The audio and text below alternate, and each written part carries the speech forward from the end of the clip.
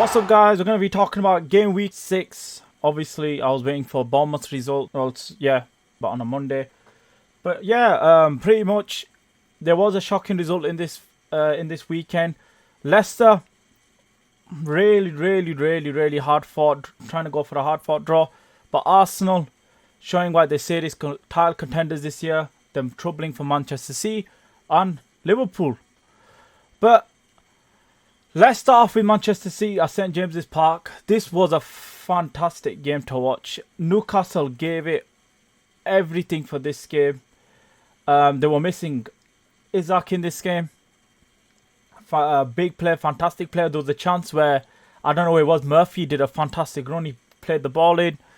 It could have literally just been an easy tap in for Isaac there, but he wasn't playing. Like I was saying, he's injured. I don't know what the injury is, but obviously we wish him a special recovery or something whenever he comes back.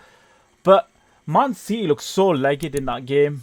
They just didn't know what they were doing, and you can clearly tell they're missing Rodri straight away. And Rodri, I'm going to keep repeating this guy. I'm going to say Rodri is Manchester City's most important player.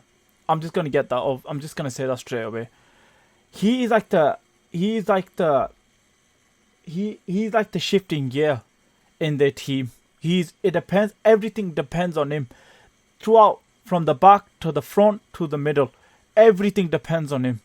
And if you look at the pass that, what's his name? Gameweek, that's it. He plays like a through ball to Gordon. Gordon does a fantastic run. Kyle Walker lazily keeps the line up, basically. He keeps him on side, sorry. So Gordon goes through. Ederson obviously commits a foul on him, and then it was a clear penalty. I'm not gonna lie. It's just like a Man City. Haaland looked. Again, this is what I mean about Haaland. Guy, he's a fantastic goal scorer. But this is what I mean about when a big occasion like this, when deep through, when you necessarily need him, does he deliver? I don't know. I'll leave it to you guys to think how you see what I just basically said. I personally think this is where Haaland is necessarily needed. But anyway, going back to my original point, there were two controversy moments in the game. That Kyle Walker one, but I personally think it was I don't know. Was it a penalty? I don't know. As I'm looking at, I think it was. But at the same time, is it too soft? I don't know. But personally, yeah. And then obviously there was the Jack Grealish one. For me, it was a red card. I don't care what anyone says. Grealish should have been sent off. He punched Tonali and then he elbowed him.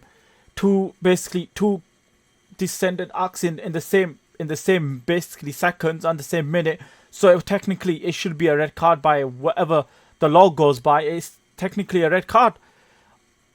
But do Manchester City get called in their favour? I don't know. I'll leave you guys to say in the comments how you feel about that.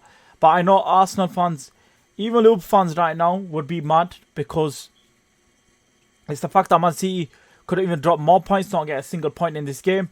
But anyway, it's still points drop. This is massive. Even draws feel like losses in these title races now. In these days now. So let's move on to the next game. Arsenal versus Leicester. Massive game. Justin, the right back, who's a left back, full back, basically a full back.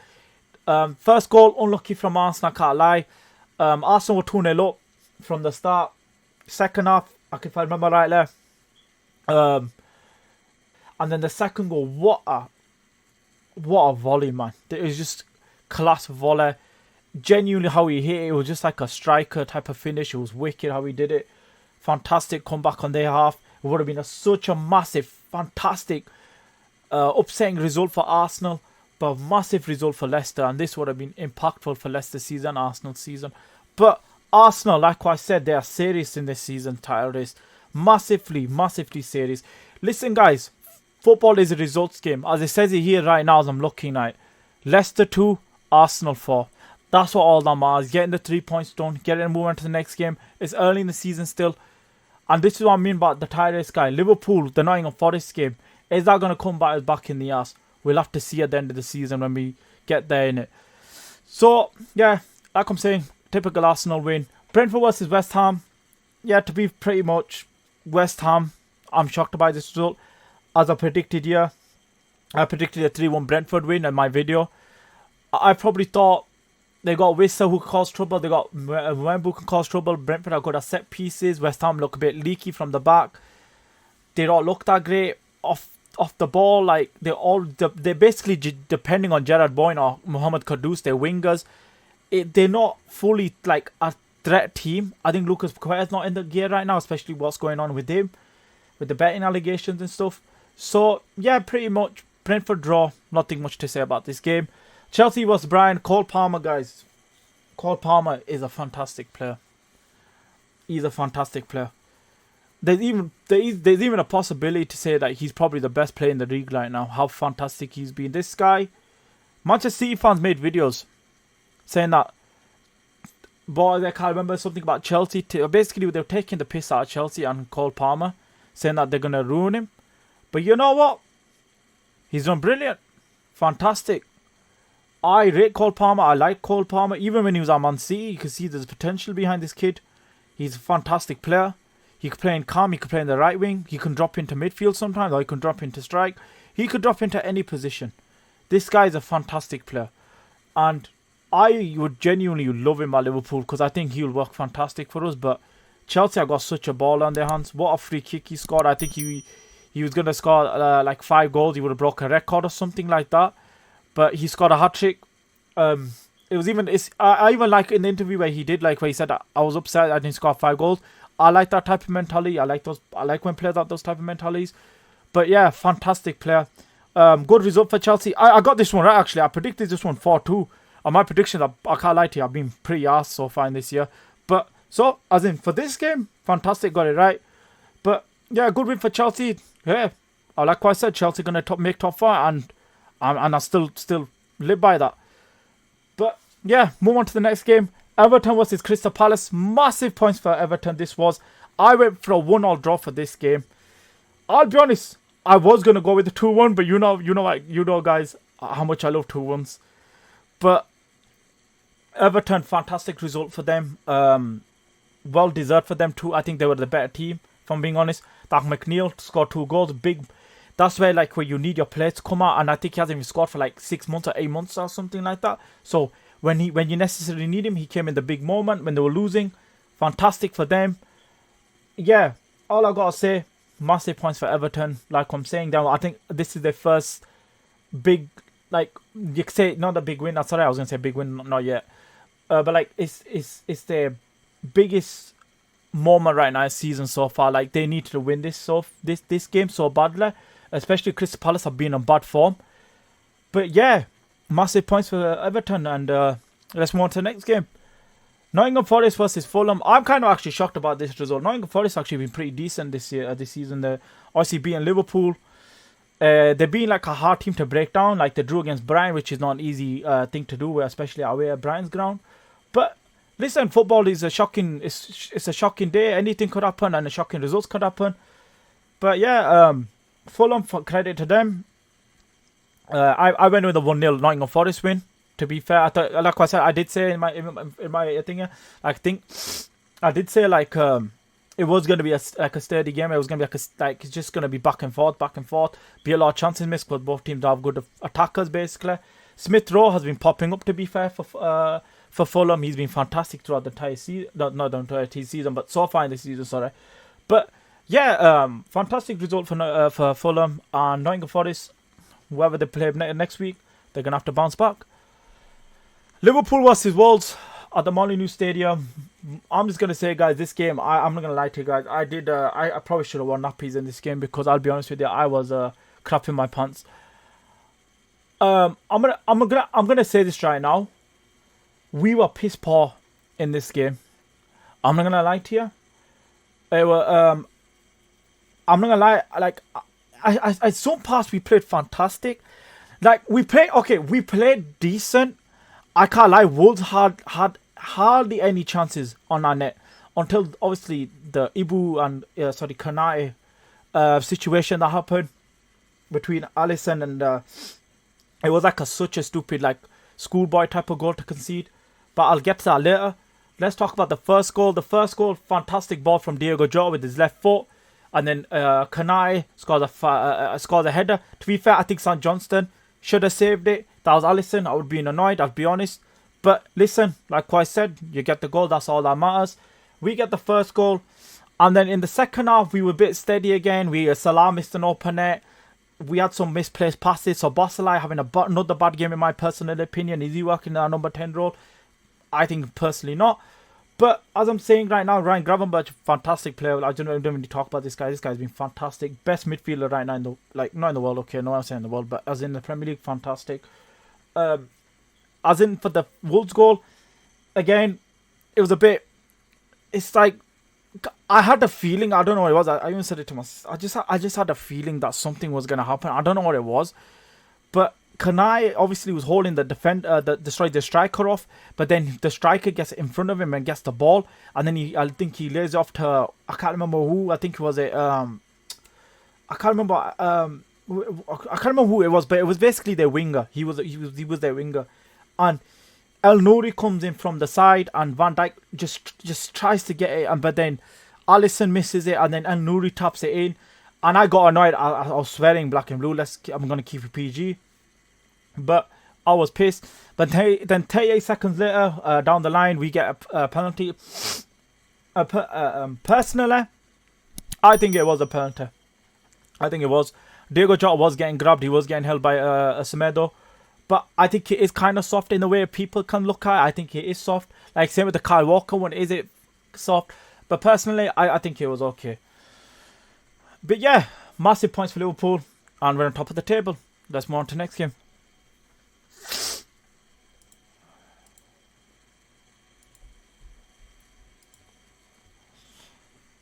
Aston Villa versus Ipswich Town. Big result for Ipswich Town. Disappointed for Aston Villa. They'll probably want to get a win at this game. Especially Ipswich Town. Are they good on form? Have they been fantastic? Particularly not. But I said it, guys. Aston Villa 2-0. And I did actually think Aston Villa are going to win because they're on good form right now. Especially from the Arsenal defeat. They've been on decent form. But Ipswich, fair credit to him. What's his name? Roddy Delap's son, guys. You know, Delap obviously is Roddy Delap. But Delap basically it's the same thing. But Delap, good signing from Man City. He scored the 2 goals. Like again, like McNeil, where your player needs you and your biggest player needs you, they get the results for you. And he did fantastic. 2 good finishes from him. Aston Villa, Robert Duran, again, penalty, I know. But that guy, guys, I've said it, you need to start watching him. He's looking like a serious player. Aston Villa got a good strike on their hands there. But yeah, 2-1, basically, they'll both shake hands and just move on from this road, and it's a draw. Oh my god. Man United versus Spurs. I'm just going to say this right now, guys, to you. Man United are a pile of, you know what, let's just say it like that. Dog doo-doo, let's just say it like that, yeah. They skid marks, whatever you want to call it, they crap. Let's just say it like that. How much times do I need to say this? I can't believe I went, okay, I'm going to say, I'm embarrassed I went with the 3-2 Man United win. But there was a reason for this, guys. Hear me out. There was a reason. If evidence-wise, if you look at it, Manchester United got a good record when it comes to playing at home against Tottenham. You can go search it on the Premier League app. Go look at it. I'm not making this up. That's the reason why I went with the 3-2 win for Manchester United. Because I thought Ten Hag, for some reason, like I said, for some reason, Man United love doing these type of results when Ten Hag is going to get sacked, or he's going to do this, or he's going to do that. But for some reason, the ball fraud, Heisenberg is most likely going to get sacked. I saw Sahih's video on Goldbridge. Them two are getting into a beef with each other. But we'll leave that for now. Manchester United need to fix up. It was so bad. The Fernandes red card, personally, I don't think it was a red card. I think he was unlucky. I don't like that little rat, but I think it was an unlucky red card. But yeah, Ange got his tactics right. He got his setup right. Fair credit to him with the high line too.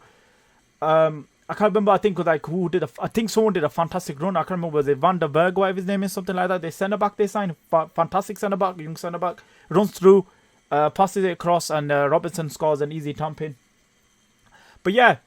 Pretty much, all credit goes to Tottenham in this game, and fair play to them. They go home to walk with 3 points.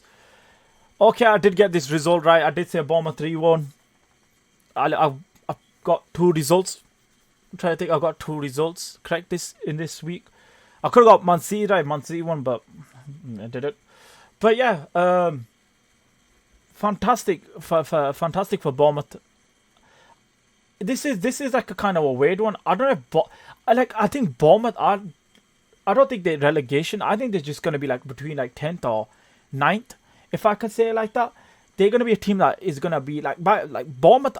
They played against us and they played some fantastic football against us. And I said they're unlucky they didn't score. I don't know how we kept a clean sheet, but on paper, you look at it, you're like, we fully dominated, and we did create more chances and all those things, and we did play better than them. But the problem is that they actually did have some really good chances. They were playing some nice football. They did go for it even when they were 2-0 down. Isn't that a bit like a bit stubbornness? I don't know, but Ayola's a pretty decent manager. I think he's doing a pretty good job there. But yeah, guys, that's pretty much it. Bournemouth 3-1 against Southampton. But yeah, guys, I look forward to the Champions League format. I think I'm going to be doing... And my gaming video most likely will be coming out in this month. Most likely, 100%. I'm guaranteeing my gaming video. I'm going to probably do a Call of Duty review at some point when Call of Duty comes out. And FIFA's out right now, or EFC 25, what you want to call it. That's how I'll probably do a review on that. But yeah, that's pretty much it, guys. Game week 6 and game week 7 this upcoming week. But yeah, always remember, guys, to always like what I said, like the video. It's always important to get to the algorithm, to get it around the world. And make sure to subscribe and hit the bell notification to stay notified for my next videos. And always, guys, to remember, stay active, stay hungry, and God bless.